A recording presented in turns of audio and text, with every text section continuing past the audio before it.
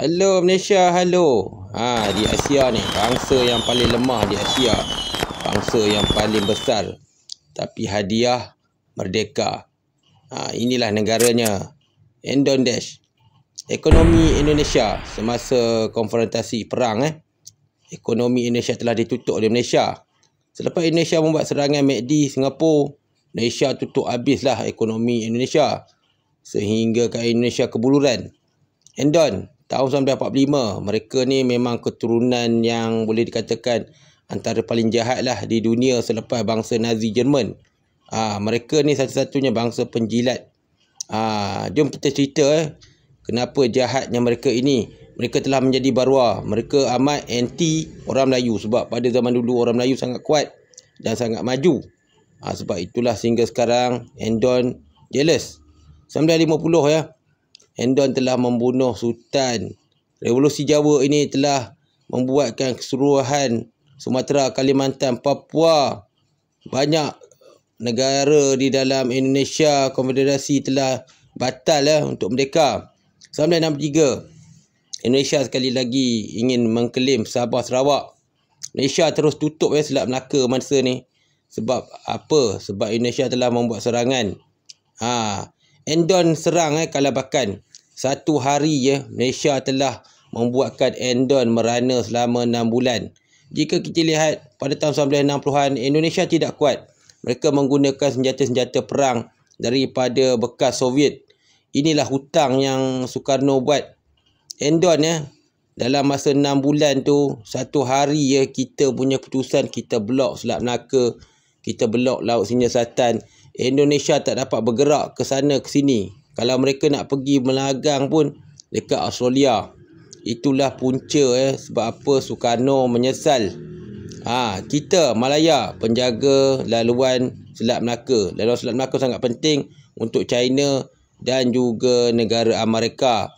Dari segi perang pada zaman tu, Malaysia tidak heran kita telah mendapat 60 bantuan kapal perang, 155 jet berjuang dan 20 bomba yang berpusat di Borneo. Ini pada tahun 1963.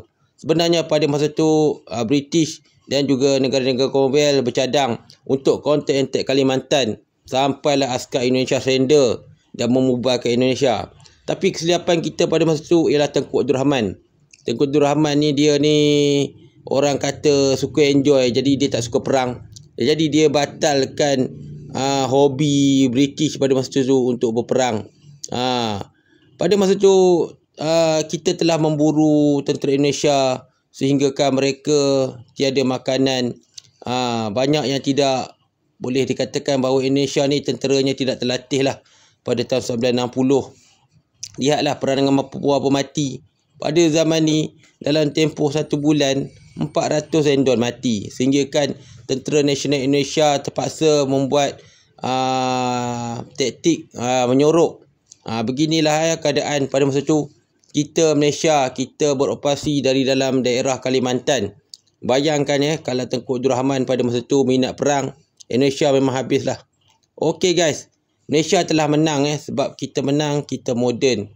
Selat Melaka tu kita pegang. Dan Soekarno ni antara yang paling bodoh lah boleh dikatakan. Negara-negara barat pun fikir 10 kali lah nak serang Malaysia. Jika serang Malaysia, Selat Melaka dah tutup.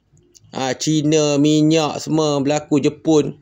Soekarno pada tahun 1965 dia dapat berita dia kena tangkap. Jadi dia pun telah membuat satu pakatan. Beliau telah membunuh jeneral-jeneralnya. Laut udara tutup. Soekarno juga mengarahkan komunis dibubarkan.